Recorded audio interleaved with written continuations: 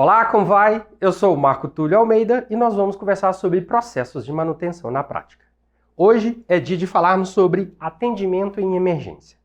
Uma visão geral sobre o que é o atendimento de emergência, por que a gente precisa de cuidar desse processo, numa visão simplificada. No decorrer da nossa conversa, sobre quais são os fatores de sucesso em cada etapa desse processo e no fim a gente fecha como você aplica isso dentro da sua unidade, dentro da sua empresa. Antes de avançarmos sobre o fluxo de atendimento de emergência, eu gostaria de trazer para vocês um evento real sobre qual é a importância de cuidar desse processo. Aqui a gente tem um gráfico de produção, onde houve um evento de falha e uma interrupção desse processo. Ocorreu-se uma manutenção, o processo se restabeleceu. A perda de produção, ela só ocorre quando a produção retorna ao patamar que tinha antes, ok? O que pode acontecer nesse processo? Falta de ferramenta, improviso. Esse tipo de improviso requer que eu faça um tipo de atendimento em um outro período.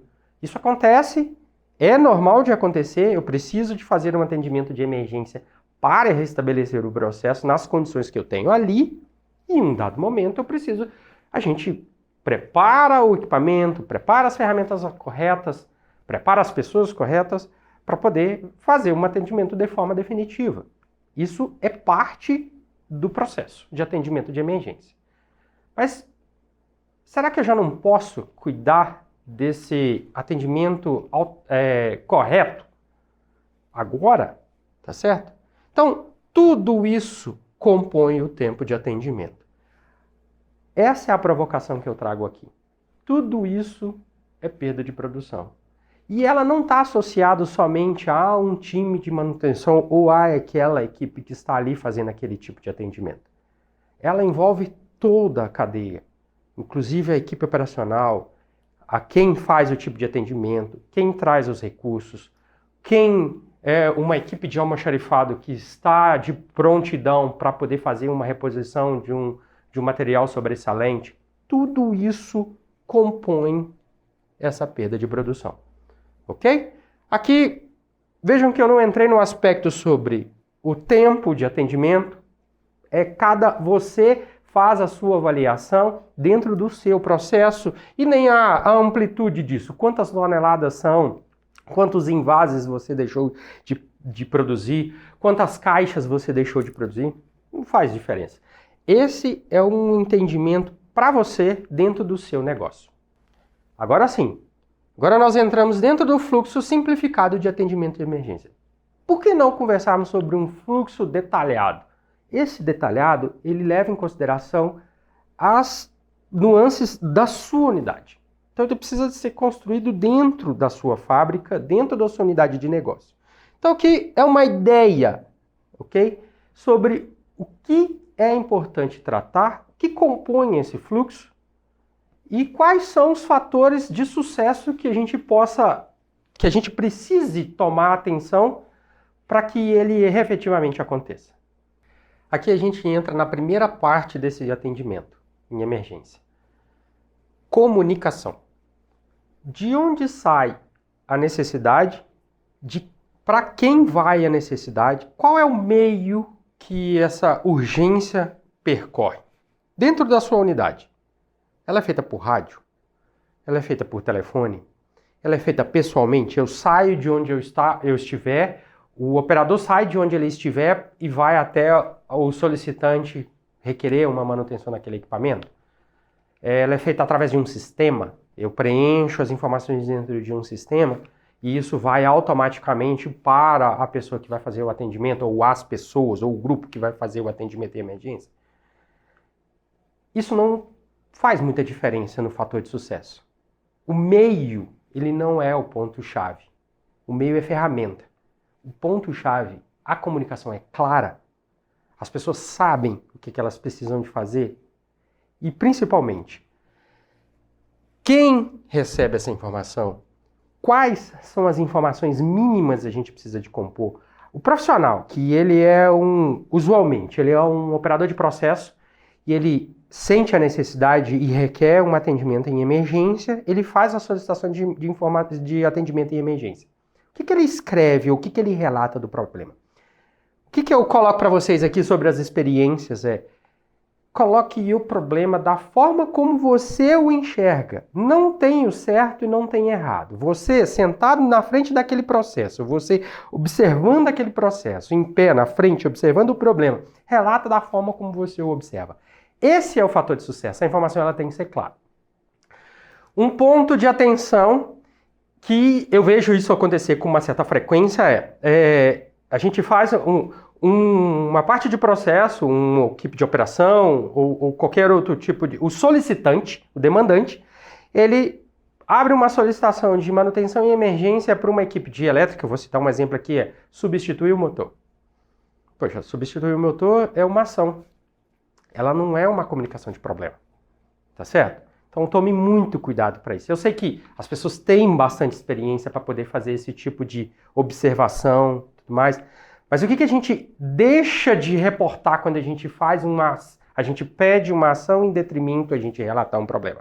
Eu tiro daquele profissional o expertise dele, que na verdade eu preciso do expertise daquele profissional para poder fazer aquela avaliação de forma correta.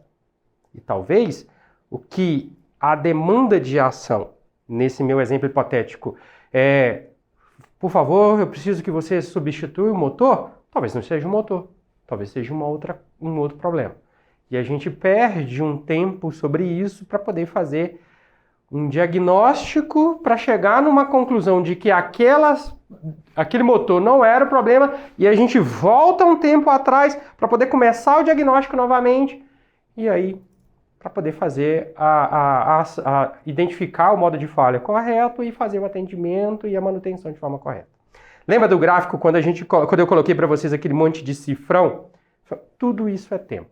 Então, todas as pessoas que estão envolvidas dentro dessa cadeia, desse atendimento, elas são partes importantes no sucesso desse atendimento. Tanto de quem solicita, quanto a equipe que faz os processos de bloqueio. Mais para frente a gente vai falar sobre isso nesse fluxo. Quanto quem efetivamente faz a manutenção e na hora da gente fazer o teste, a entrega e o reporte. Ok? Vamos dar mais um passo. Backlog, empilhamento de ocorrência. Pouco provável que você tenha na sua unidade uma carteira vazia de atendimentos em emergência que você atende uma, consegue concluir aquele chamado, depois você recebe outro, consegue concluir aquele chamado. Pouquíssimo provável. Então você vai ter lá, possivelmente, uma carteira, um backlog de atendimento em emergência. Como fator de sucesso. Como isso entra dentro do seu processo? Número 1, ele empilha numa caderneta, ele empilha dentro do seu sistema, ele é uma pessoa que centraliza isso, é um supervisor, é um líder de turno que atende, que faz esse empilhamento. Número 1. Mais para frente a gente vai fechar todos esses pontos de atenção que eu venho trazendo em cada parte desse processo. Número 2. Qual é a classificação de prioridade? Quem faz essa prioridade e com que tipo de critério? A gente precisa de deixar isso muito claro. Quais são as regras para poder fazer esse tipo de reavaliação? Ok? Vamos para o próximo? Na próxima etapa desse processo, nós entramos na fase do diagnóstico. Vamos dar uma passada no que nós vimos antes. Primeiro, comunicação. O demandante escreve, deixa de forma clara, ou escreve, ou fala, ou reporta o sintoma. O que está acontecendo?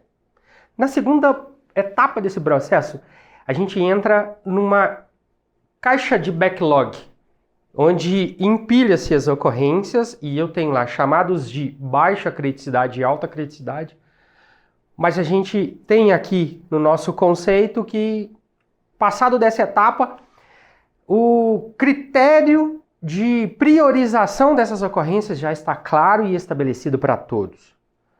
E aí a gente passa na fase do diagnóstico. Aí o diagnóstico, por isso que a comunicação do sintoma do demandante, ela é extremamente importante, porque ela direciona o profissional, agora sim, um profissional de manutenção, não importa a expertise, a disciplina mecânica, elétrica, automação, instrumentação, ou um próprio profissional de processo de operação que vai fazer uma investigação dos sintomas daquele pedaço de processo, né? Por isso que eu digo e eu acredito muito que é abrangente esse tipo de atendimento. A gente entra na fase do diagnóstico. Então, o que é fator de sucesso aqui? Aí é o background do profissional, é o expertise que ele tem, são as vivências que ele já teve, tá certo? Mas vamos dar uma passada aqui.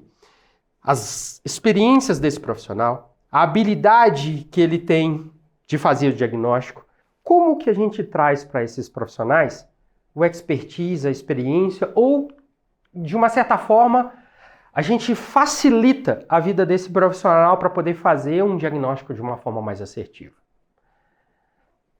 Troubleshoots, processos, checklists de verificação, manuais de processo, treinamentos prévios, essas pessoas serem treinadas de forma prévia, seguido da habilidade e da experiência que esses profissionais têm vivido.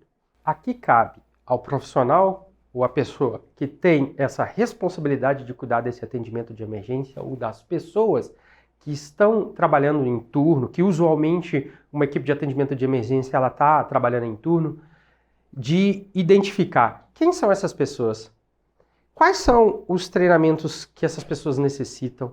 Eu não estou falando aqui sobre treinamentos caros, sobre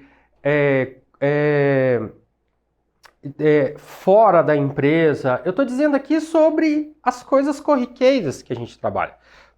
Vou me citar como um exemplo. Eu sou um profissional, o Marco Túlio aqui é um profissional, eu estou vivendo atividades dentro de um horário administrativo, na minha rotina de manutenção. Eu repito manutenção porque é o meu background, mas cabe a qualquer tipo de pessoa. E eu deparo com um determinado tipo de modo de falha de um determinado tipo de equipamento que, poxa, isso aqui é uma informação que ela precisa de ser compartilhada. O que eu faço? Eu construo o meu checklist de verificação, o meu troubleshoot, volto lá naquela equipe que faz o atendimento emergencial, que fora de um horário de trabalho administrativo é responsável por manter aquele atendimento funcionando, repasso com aquelas pessoas, e isso é um treinamento simples, feito dentro de casa, de uma forma bem simples. Ok? Então é disso que eu estou te dizendo. Ok? De novo, sendo repetitivo, a gente pode até ter lá os treinamentos grandes, a gente precisa de tê-los, mas não é esse o ponto que ganha o jogo. São os pequenos detalhes. Então, essas experiências, essas habilidades e essa equipe treinada, ela leva em consideração até os pequenos troubleshoots, aqueles pequenos procedimentos que a gente cria. Ok? Aqui nós entramos numa etapa primordial desse atendimento de emergência. Aqui eu confesso a vocês que é onde eu vejo que a gente ganha o jogo. Vamos, de novo, tomar um exemplo hipotético de uma equipe de mecânicos, de uma equipe de turno, e essa equipe tem 2 mecânicos. Ok? Esse ponto da preparação, em todas as etapas desse processo, a gente vai falar sobre definições claras de papéis e responsabilidades. Esse é o ponto primordial. Se eu tenho 2 equipes, dois mecânicos nesse processo, e aqui, na preparação, a gente precisa de conversar sobre bloqueio, sobre procedimentos e documentações de liberação, sobre quais são as ferramentas necessárias. Isso a gente já verificou lá na fase do diagnóstico, eu já identifiquei quais são os problemas e toda a equipe sai agora para providenciar o recurso necessário para poder fazer o tipo de atendimento. Então, recurso não é só ferramenta, né? Eu preciso de guindaste, eu preciso de Munk, eu preciso de um trator, eu preciso de uma ferramenta específica, eu preciso de um aparato de máquina de solda, tá certo? Eu preciso de recurso de outra pessoa com um tipo de expertise que eu ainda não tenho o treinamento adequado para poder tratar aquele tipo de problema. Então, eu estou falando de uma forma geral sobre todos esses tipos de recursos. E entra junto com esses recursos, com essa preparação, a equipe de operação, que é parte de um processo de liberação. Isso é uma equipe De novo, nessa mesma etapa, vou repetir sobre o gráfico de perda de produção. Lembra do cifrão, lembra sempre do cifrão. Tudo isso é perda de produção. E aqui, quando eu falo sobre definições claras de papéis e responsabilidade, o profissional mecânico desse meu exemplo hipotético, número 1, quais são as etapas dessa preparação ele vai executar, ele vai fazer?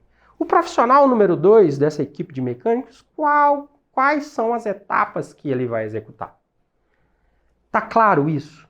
Tá treinado isso? Lembra daquele vídeo que fala sobre um pit stop de Fórmula 1 comparando uma equipe substituindo pneus em 1950 versus uma equipe substituindo pneus em 2013? Quantas pessoas haviam naquele processo em 1950? Quantas pessoas haviam nesse processo em 2013? Lembra, eu não estou aqui tratando sobre aumentar o número de pessoas, ok? Vamos deixar claro sobre isso. Eu quero tratar aqui sobre treinamento, sobre papéis e responsabilidades. Tem uma pessoa que só segura a parafusadeira, tem uma pessoa que só segura o pneu, tem uma pessoa que levanta o carro. Cada um tem um papel e responsabilidade. E você sabe qual é o fator de sucesso desse processo? Eles treinam. Primeiro eles escrevem esses papéis e responsabilidades, e depois eles treinam. E se a gente vê isso quase todos os fins de semana na televisão e a gente vê uma evolução desse tipo de processo, por que a gente não pode aplicar isso dentro da nossa unidade? Dentro da nossa rotina?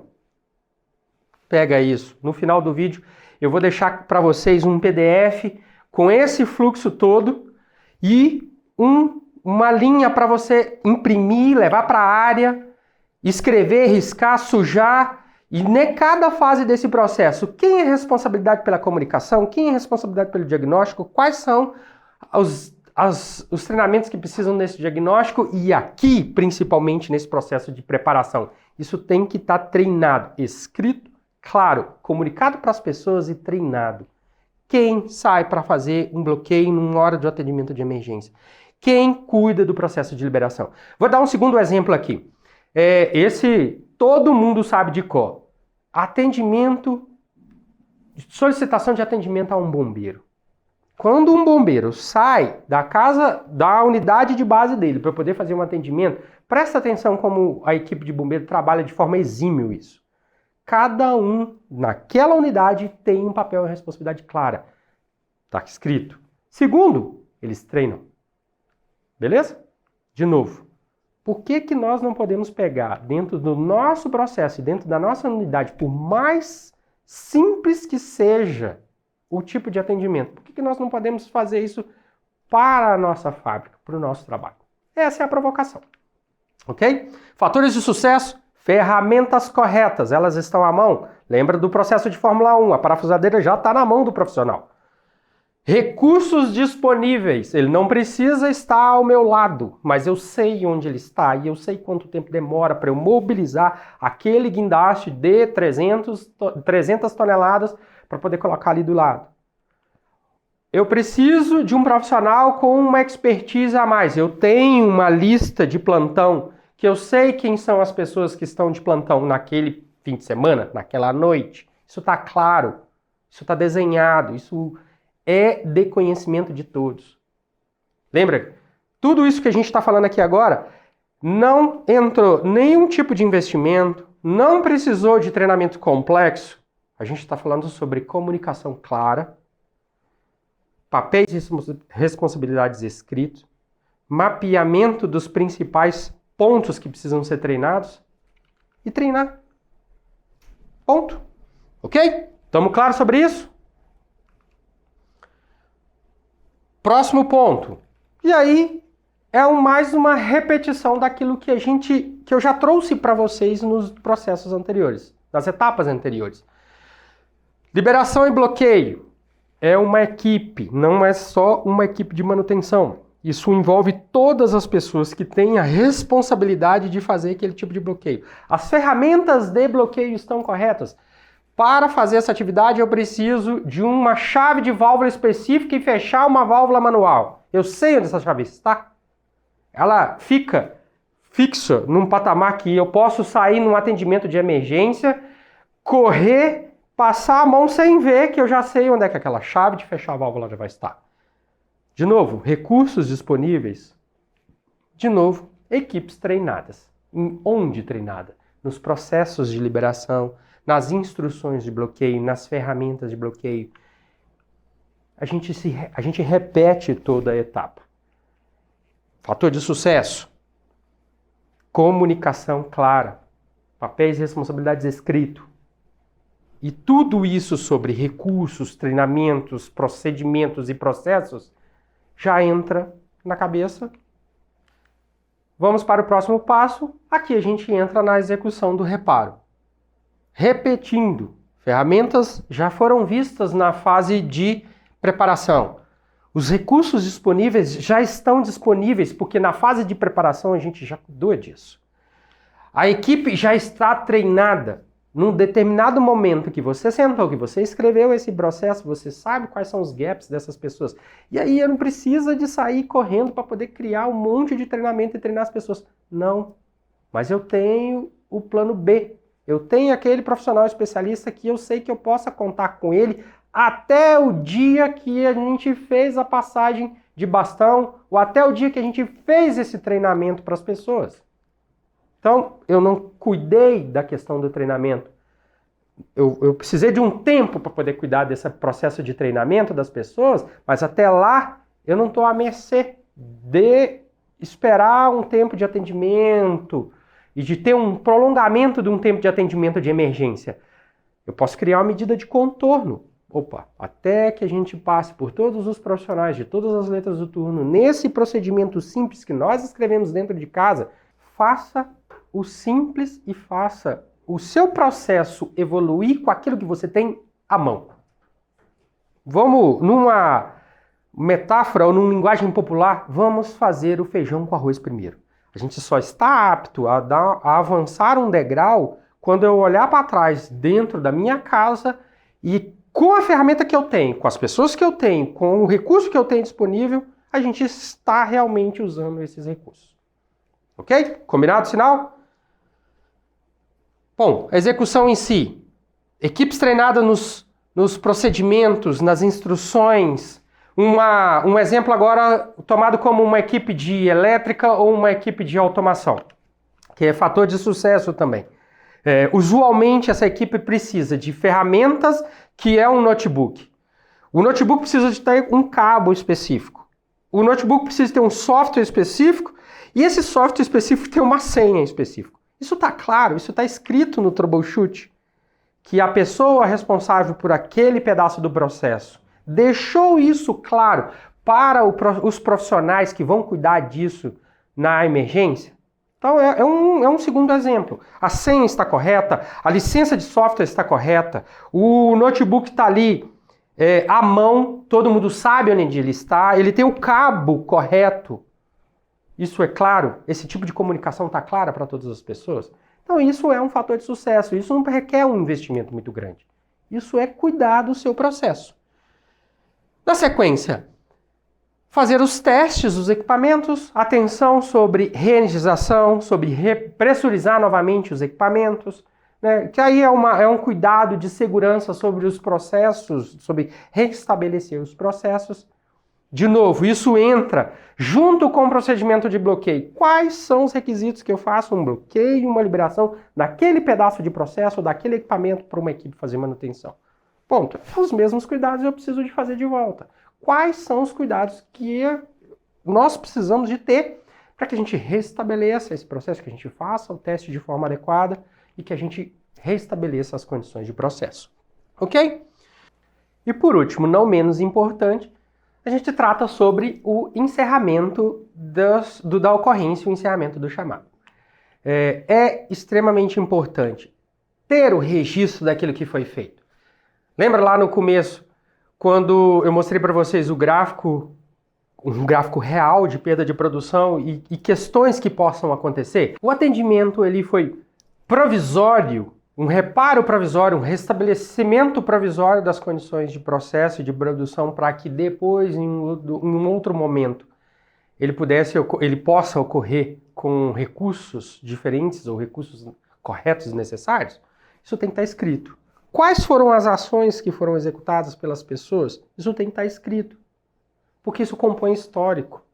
Isso compõe para uma próxima etapa, num outro processo de manutenção, de um processo de confiabilidade, de quem tem esse papel e responsabilidade de ler esse histórico de forma fidedigna e dizer assim, eu sei o que foi feito e daqui para frente eu tenho condições, isso já falando sobre um outro processo de confiabilidade, eu tenho condições de criar uma medida de contorno que esse modo de falha nunca mais se repita. Assim como a mesma necessidade que nós requerimos de uma equipe demandante da ocorrência, usualmente uma equipe operacional, dele escrever o sintoma daquilo no início do chamado, aqui é uma necessidade para você que está encerrando esse chamado de escrever aquilo que você o fez. De novo, deixa claro quais foram as ações que você executou, qual foi o passo a passo. Marco Túlio, precisa de ser um texto longo, isso dá muito trabalho, a gente tem muito chamado. Fator de sucesso. Escreva sucinto, de forma clara e pragmática, o que você fez e o porquê você fez. Ponto. Simples assim. Nós passamos sobre diagnóstico, nós passamos sobre preparação dos equipamentos. Sempre vou colocar o exemplo, pit stop de Fórmula 1. Cada pessoa sabe exatamente o que precisa de fazer. A execução em si. Quais são as informações importantes que a gente precisa de trazer para essas pessoas que fazem um atendimento de emergência? Ou você que é esse profissional que faz atendimento de emergência. Quais são as informações importantes que você precisa de ter à mão? E o fechamento de tudo isso, que é registrar tudo aquilo que você fez e executou. Beleza? Posso trazer aqui alguns pontos que são chave nesse processo. Comunicação clara. Papéis e responsabilidades devidamente definidos. Quem faz o quê? Não só de uma equipe que trabalha de turno, que faz um atendimento em emergência, quanto das equipes de suporte que são responsáveis daqueles equipamentos num horário administrativo, dentro de um atendimento normal. Quais são as informações que eu preciso de preparar para aquela equipe que trabalha de noite? Os procedimentos estão claros. Quem faz o quê? Tá? De forma clara? Quais são as ferramentas necessárias? Elas estão à mão? Vamos tomar aquele exemplo que eu falei sobre uma equipe de elétrica ou de automação que normalmente usa um notebook, um software, cabos e sistemas. O notebook está pronto. O backup daquele software, que é o software de processo, ele existe, ele está onde? O login, a senha, isso está à mão, isso é o recurso à mão. A equipe que vai usar esse recurso às 2 horas da manhã, de uma madrugada de sábado, ela sabe usar esse recurso? Tem um troubleshoot claro para ela poder fazer isso daí? Ok? Recursos à mão. Eu vou precisar de mobilizar um guindaste. Onde está aquele guindaste? Não precisa estar lá mobilizado 24 horas no meu atendimento, mas eu sei onde está. Eu sei quem eu chamo. Eu sei quanto tempo leva para poder preparar aquela estrutura.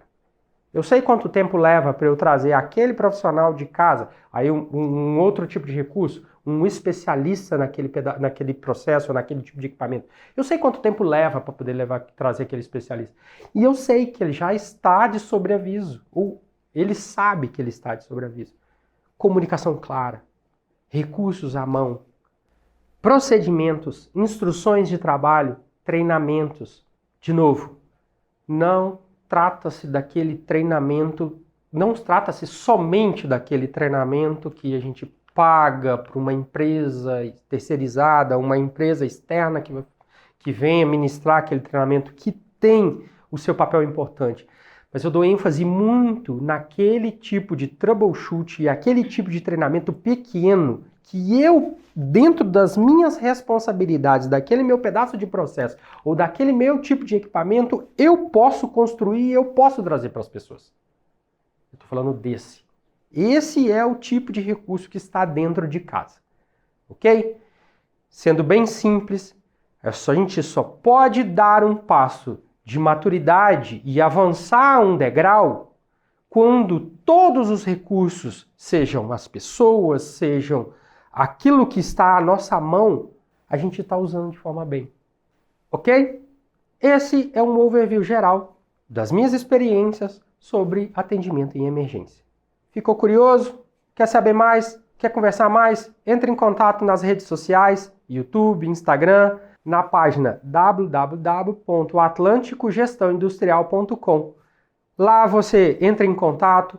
Vou deixar lá na página da Atlântico Gestão Industrial um PDF com todo esse material, com fluxo simplificado, com cada etapa dessa, para você imprimir de novo, levar para a área e escrever quem faz determinado tipo de atividade. Na hora de preparação, qual é o profissional que vai cuidar de bloqueios? Qual é o profissional que vai buscar ferramentas? Qual é o profissional que vai fazer requisição de materiais? Para a gente deixar papéis e responsabilidades claro. E treinem. Pega esse material, leva para a área, suja, treine, reescreve, aplica ele para a sua realidade, constrói ele na sua unidade, mas treine. Deixa essa comunicação forma clara para todas as pessoas. Ok? Isso é o que eu trago para vocês sobre as minhas vivências e as minhas experiências e como você pode aplicar na sua unidade o processo de atendimento emergencial. Tá com dúvida?